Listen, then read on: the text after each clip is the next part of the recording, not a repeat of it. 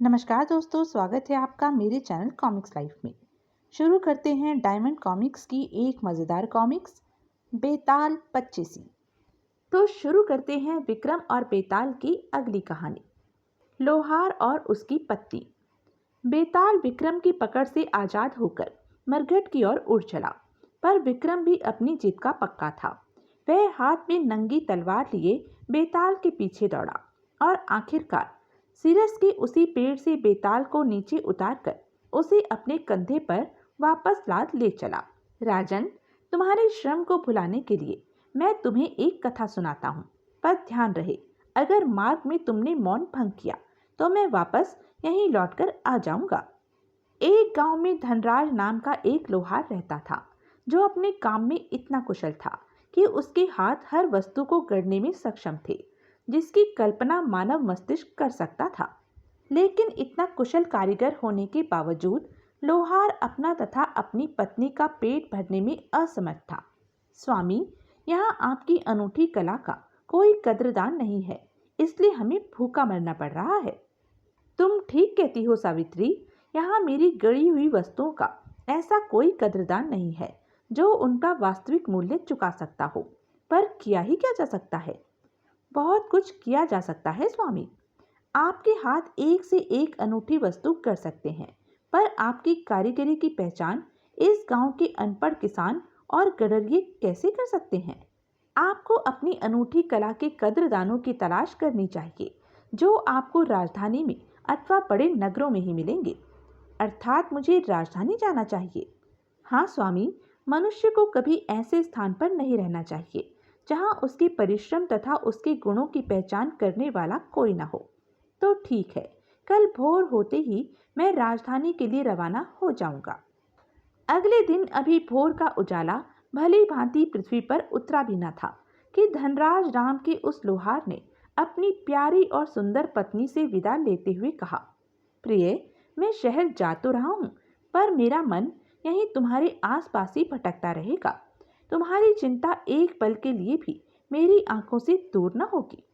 मेरी चिंता आप न करें स्वामी, मैं खेतों खलियानों में किसानों की पत्नियों का हाथ बटा दिया करूंगी, जिससे मुझे अपने गुजारे लायक अनाज और दालें मिल जाया करेंगी। आप अपना मन अपने काम में लगाना, नहीं तो आपकी कलाकृतियां आपकी अनूठी कला से वंचित रह जाएंगी। इस प्रकार अपनी प्यारी, सुंदर और पतिव्रता पत्नी से बिछुड़कर वह गुणी लोहार राजधानी जा पहुंचा। रात होने वाली है, मुझे इस सराय में रुक जाना चाहिए। जो कि लोहार के पास सराय के मालिक को देने के लिए पैसे नहीं थे, इसलिए उसे नंगे फर्श पर एक कोने में बैठे बैठे सोकर रात गुजारनी पड़ी। लेकिन सुबह जब वह जगा तो उसने पास ही दो व्यक्तियों को आपस में बातें करते सुना। सराय के मालिक ने इन्हें बैठने के लिए मोटा गद्दा दिया है और इनके जिस्म पर भी कीमती पोशाकें हैं। यह निश्चय ही शहर के गिने चुने रईसों में से एक होंगे अथवा राजा के दरबार के ऊंचे पदाधिकारी होंगे। जिंदगी में मैं इतना परेशान कभी नहीं हुआ जितना पिछले 1 वर्ष से हूँ, और बस 2 सप्ताह का समय और है मेरे पास। तुम्हारी समस्या ही ऐसी है मित्र कि कोई कितना ही चाहे पर तुम्हारी मदद नहीं कर सकता। उनकी बातें ध्यान से सुन रहे लोहार के मन में यह जानने की तीव्र इच्छा पैदा हो गई कि वह रईसी ठाट बाट वाला व्यक्ति आखिर क्यों इतना परेशान है। क्षमा कीजिए साहब, मैंने आपका वार्तालाप सुन लिया है और मैं हैरान हूँ कि किसी रईस आदमी को, जिसके पास दौलत की कोई कमी नहीं है, उसकी भला ऐसी क्या समस्या हो सकती है जिसे वह अपनी दौलत से सुलझा न सकता हो। क्या करोगे जानकर? बस यह समझो कि 2 सप्ताह बाद मेरी गर्दन कट जाएगी और मेरी बेशुमार दौलत धरी की धरी रह जाएगी। मेरा नाम धनराज है, पर मैं एक बहुत गरीब लोहार हूँ। लेकिन मैं दिल से चाहता हूँ कि आपकी जो भी समस्या है उसे सुलझा दूँ। इसलिए चाहता हूँ कि आप कम से कम अपनी समस्या तो बता ही दें। अगर मैं आपकी समस्या का हल ना भी कर सका तो भी इसमें आपको कोई हानि तो होगी नहीं। लोहार की बात सुनकर उस रईस के चेहरे पर दुख और विषाद के भाव और गहरे हो गए। वह गहरी उदासी से बोला, मैं राज दरबार में निर्माण मंत्री हूँ। मैंने अपनी देख रेख में अपनी सूझबूझ से अनेक सरकारी और सार्वजनिक इमारतें बनवाई हैं। पर अभी पिछले वर्ष ही महाराज ने मुझे सोने चांदी का एक ऐसा अनूठा महल बनवाने का हुक्म दिया है जो बेमिसाल हो, अर्थात उस जैसा सुंदर और अनूठा महल पूरी दुनिया में न हो। मुझे 1.25 साल में ऐसे अनूठे महल का नमूना बनाकर दिखाना है, वरना विवश हो फांसी का फंदा पहनना पड़ेगा। यह शाही हुक्म है। और 1 साल 2 महीने हो गए हैं मुझे यहाँ वहाँ भटकते हुए, लेकिन आज तक मुझे कोई ऐसा कारीगर नहीं मिला जो महाराज की पसंद का महल बनाने की हामी भरकर उसका नमूना तैयार करके दे सके। कृपालु मंत्री जी, मैंने अभी आपको बताया था कि मैं पेशे से लोहार हूँ। अगर आप बिल्कुल निराश हो चुके हैं तो एक मौका मुझे दीजिए। मैं महाराज की पसंद के अनूठे महल का नमूना बनाकर आपको दिखाना चाहता हूँ। शाबाश, तुम पहले व्यक्ति हो जिसने इस कठिन काम को करने की कोशिश करने के लिए कहा है। मैं खुश हुआ। बताओ, महल का नमूना तैयार करने के लिए क्या क्या सामान चाहिए? और फिर राज दरबार के उस निर्माण मंत्री ने, जिसने अपना नाम शंकर राव बताया था, लोहार की जरूरत का हर सामान मंगा दिया।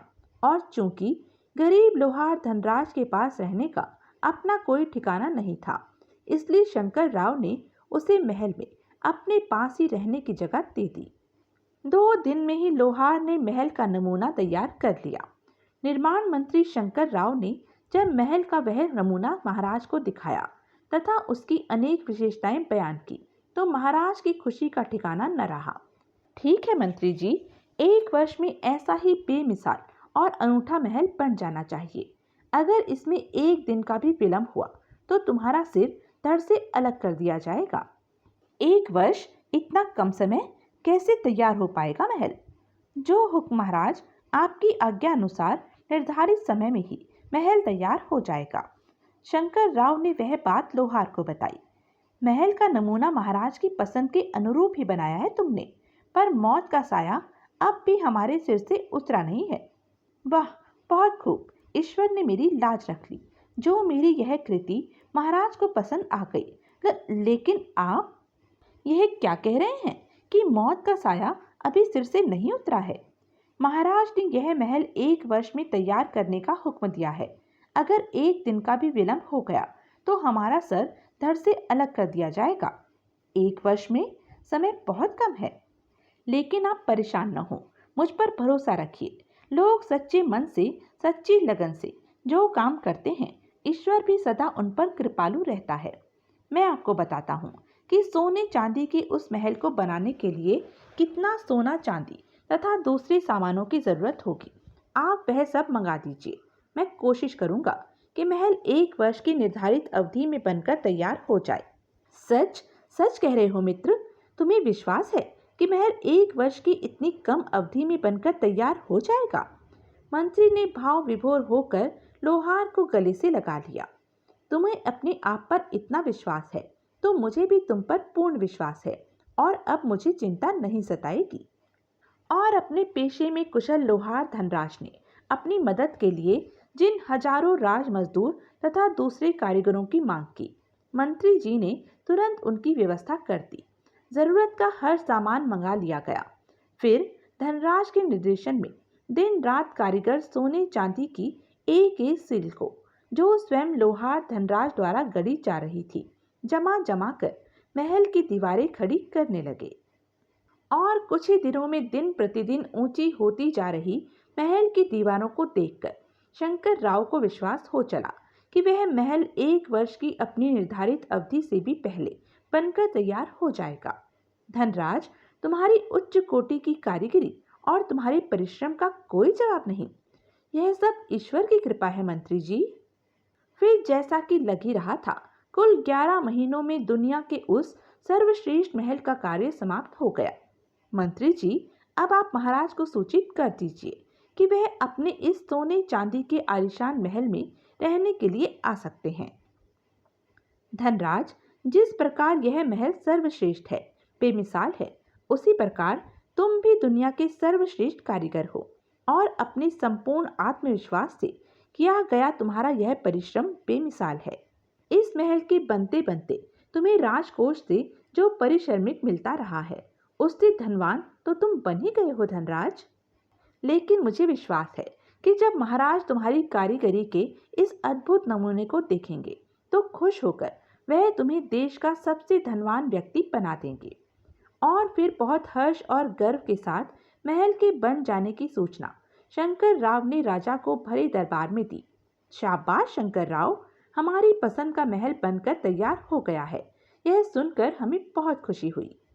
राजा ने राजगुरु से महल में प्रवेश करने का शुभ मुहूर्त निकलवाकर अपने पूरे राज परिवार तथा राज दरबारियों के साथ महल में प्रवेश किया। वाह वाह, शानदार, बेमिसाल, सर्वश्रेष्ठ। शंकर राव, हम उस महान शिल्पी, उस महान कारीगर से अभी मिलना चाहते हैं जिसने अपने मस्तिष्क से कल्पना करके हमें यह शानदार महल बनाकर दिया है।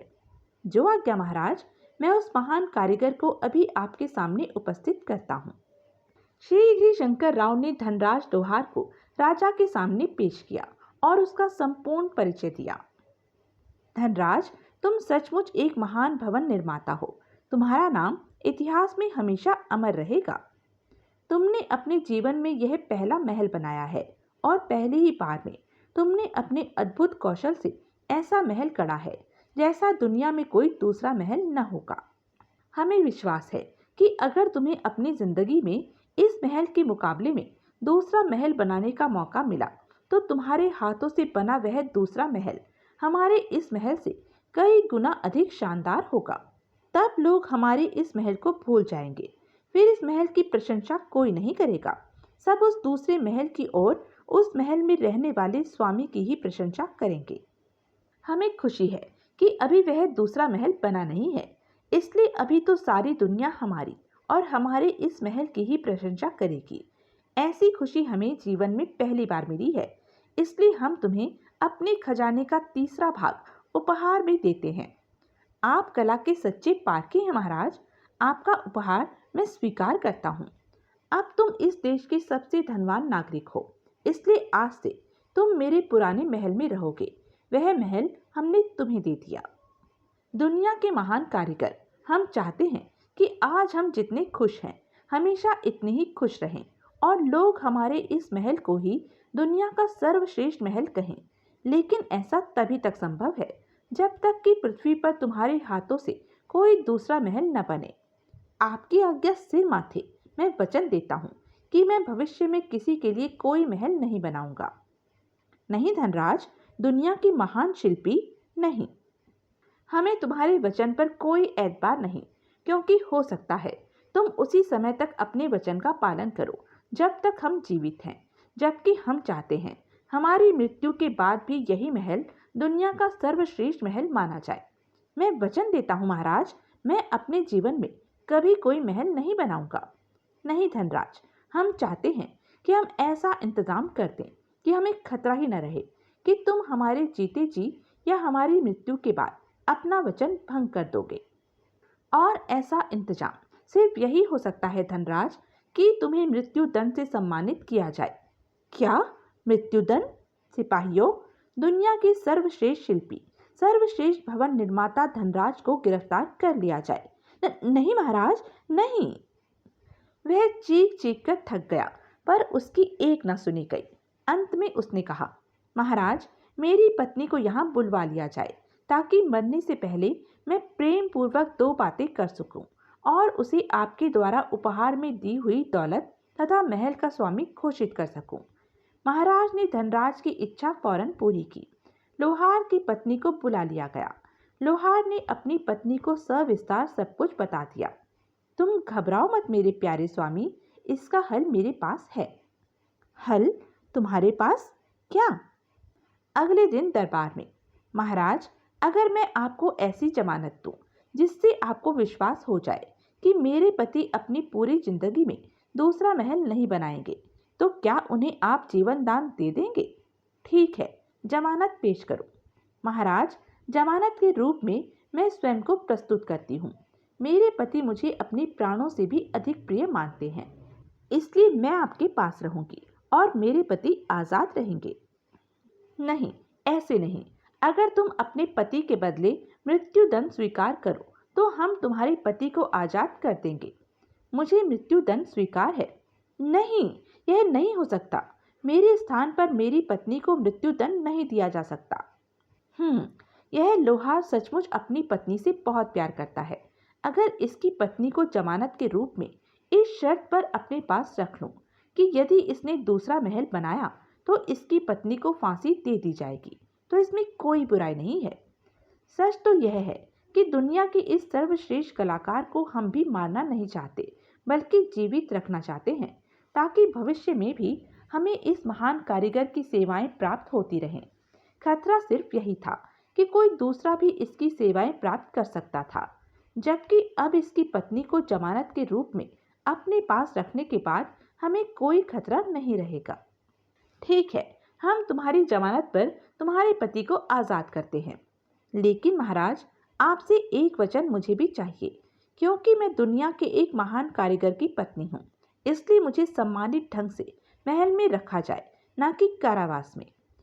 साथ ही ये कि अपना आत्म स्वाभिमान बरकरार रखने के लिए मैं अपना पेट राजकोष के धन से राजमहल के रसोई घर में बनने वाले दुर्लभ शाही व्यंजनों और पकवानों से नहीं, बल्कि खुद मेहनत मजदूरी करके भरूंगी।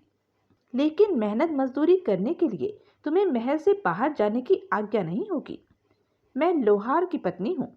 अगर महाराज चाहें तो मैं सैनिकों के भाले, तीर और तलवारें कर दूंगी। अगर वह मजबूत हों, अच्छी हों, तो महाराज उन्हें अपने सैनिकों के लिए मुझसे खरीद लेंगे। ठीक है, हमें तुम्हारी शर्त मंजूर है। धन्यवाद महाराज।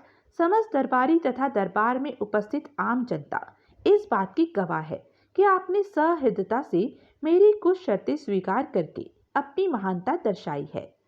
और अब न मैं अपनी जमानत वापस मांग सकती हूँ और न ही महाराज मेरी जमानत रद्द कर सकेंगे। और अगर भविष्य में तुमने अपनी जमानत वापस मांगी तो हम तुम्हारे पति को पुनः गिरफ्तार कर लेंगे और उसे मृत्युदंड दे देंगे। और यदि महाराज ने स्वयं मेरी जमानत रद्द की तो क्या तब भी मेरे पति को पुनः गिरफ्तार कर लिया जाएगा? नहीं, हम वचन देते हैं, ऐसा नहीं होगा। तुम्हारे द्वारा अपनी जमानत वापस मांग लिए जाने के अतिरिक्त तुम्हारे पति को किसी भी दूसरी वजह से गिरफ्तार नहीं किया जाएगा। लेकिन हाँ, यदि तुम्हारे पति ने किसी भी अन्य के लिए दूसरा महल बनाने की कोशिश की तो तुम्हें फांसी पर लटकाने के बाद हम तुम्हारे पति को भी गिरफ्तार करवा लेंगे और उसे भी फांसी का हुक्म सुना देंगे। अर्थात यदि आप स्वयं मेरी जमानत रद्द करोगे तो मेरे पति पर कोई आंच नहीं आएगी। हाँ, इसके लिए हम वचनबद्ध हैं। जो बात भरे दरबार में हुई है, अंत तक हम उन बातों पर अडिग रहेंगे। इस प्रकार लोहार को आजाद कर दिया गया और उसकी पत्नी को राजमहल में एक साधारण सा कक्ष रहने के लिए दे दिया गया। मंत्री जी, जब मेरी पत्नी ही मेरे पास नहीं है तो महाराज से भेंट में मिले इस महल का और इस दौलत का मैं क्या करूं? यह मेरे किस काम की?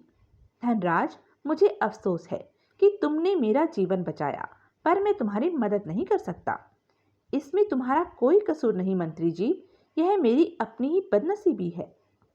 उधर राजमहल में अभी कुछ ही दिन बीते थे कि एक दिन बहुत परेशान होकर विवशता से अपने हाथ मलते हुए महाराज ने लोहार की पत्नी को बुलाने के लिए सेवक भेजा। महाराज ने आपको इस वक्त दरबार में हाजिर होने के लिए कहा है। अच्छा, मैं चलती हूँ। लोहार की पत्नी ने लोहा तपाने वाली भट्टी बुझाई और अपने सारे औजार पोटली में बांधे। फिर उस कमरे की दीवारों से कहा, तुमने बहुत दिनों तक मेरा साथ दिया, धन्यवाद। अब मैं चलती हूँ, अलविदा। और जैसे ही वह दरबार में पहुंची, राजा विवशता युक्त आवेश में दहाड़ उठा, चालाक औरत, जा दूर हो जा मेरी निगाहों से, मैं तेरी जमानत रद्द करता हूँ। महाराज का हुक्म सिर माथे और लोहार की पत्नी अपने पति के पास लौट आई। प्रिय स्वामी, इतना कहकर बेताल ने राजा से पूछा, राजन, क्या तुम बता सकते हो कि ऐसा क्या कारण बन गया था जिसमें राजा को लोहार की पत्नी की जमानत रद्द करने के लिए विवश हो जाना पड़ा? अगर तुम जानते हुए भी इसका जवाब न दोगे तो तुम्हारा सिर टुकड़े टुकड़े होकर बिखर जाएगा। बेताल, राजमहलों में रहने वाली विशेषकर रानी और राजकुमारियां इतनी सुकोमल होती हैं कि शरद पूर्णिमा के उदय होते सूरज की प्रथम किरणों तक उनके बदन को झुलसा देती हैं।